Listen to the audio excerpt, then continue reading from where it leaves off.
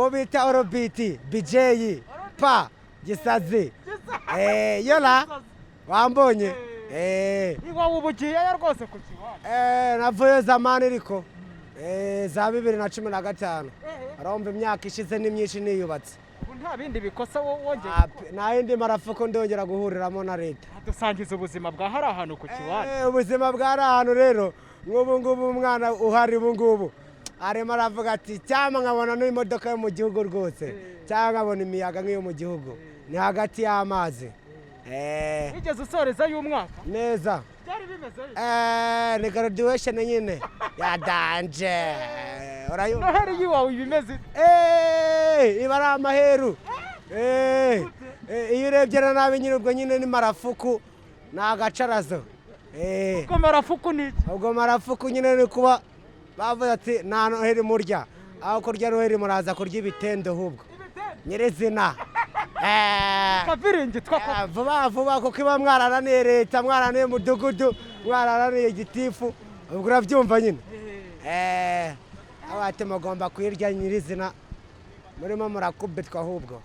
nayo ndi mu migenzereze mibi muri sosiyete mbi nyine biba ngombwa ko ababyeyi baturebera bahuriza abantu hamwe kugira ngo bigarure mu buzima muri sosiyete nyarwanda ubwo nanjye nisangamo rero wamaze nk'igihe kingana uwo mwaka wonyine n'igihe y'ubuhinzi n'ubworozi ubu uri umuhinzi kabumbuka ubu ndi umuhinzi ndi umuhinzi mu cyaro w'umwuga n'ubu twaraje Kigali tuhaza tuje kuhareba iki mitahe ntabwo ubu uri umwe wenyine biba ari nk'ibihumbi 4 cyangwa 5 ubwo rero 5 ntabwo wakwitekerezaho uri wenyine iyo witekerejeho urarozinga urananuka nyirizina amasaha tuba tuyabarira ku ntoki umunsi umwe twebwe tubaramo nk'iminsi 5 ubu umaze imyaka 5 noneho uri hanze niyo uyu mwaka igiye kugusanga hanze nyirizina nibereye mu gihugu ndi mu miyaga ya Edeni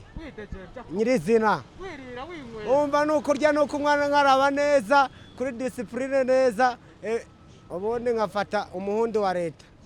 kinyabupfura cyiza discipline nziza sosiyete nkayijyamo neza imigenderere mibi twabagamo twayivuyemo ubu turi mu migenzereze myiza ubu twarahindutse uvuyeyo nta kintu wigeze gukora cy'ikidega wapi ahubwo navuyeyo nanjye mpindura abagenzi banjye bigisha kujya mu makoperative no kwiyubaka ubu ngubu harimo bamwe turi kumwe neza batakigendera mu migenzereze mibi nk'iyo twahozemo iyi Noheri yo ni amaheru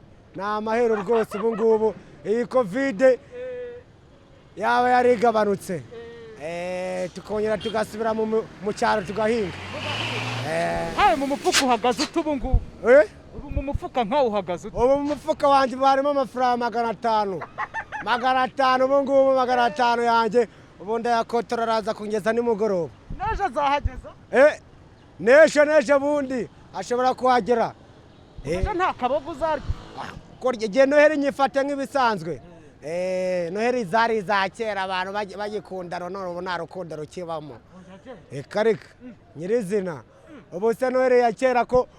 wabonaga nk'umukire akaza akaguha akazi ubu ngubu barakubwira ati natwe ubu Noheri twarayibuze kubera corona ubu noneho murabyitwaramo mute kuba Noheri igeze nta kantu mufite ku mutwe abakire nibo badutunze Kigali nkatwe ntabwo ejo uzaburi nk'ubu ngo ejo nzaza guhiga amafaranga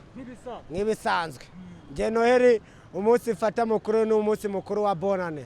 kuko unyibutsa byinshi unyibutsa byinshi kuko amasheni yose naryaga negereye iminsi mikuru ya bonane aho ngaho rwose nyirizina ubu ni ukuvuga ngo wowe bonane buba ari nk'isabukuru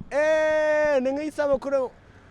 yanjye ya papa na mama bakimbyara ubwo n'uwo munsi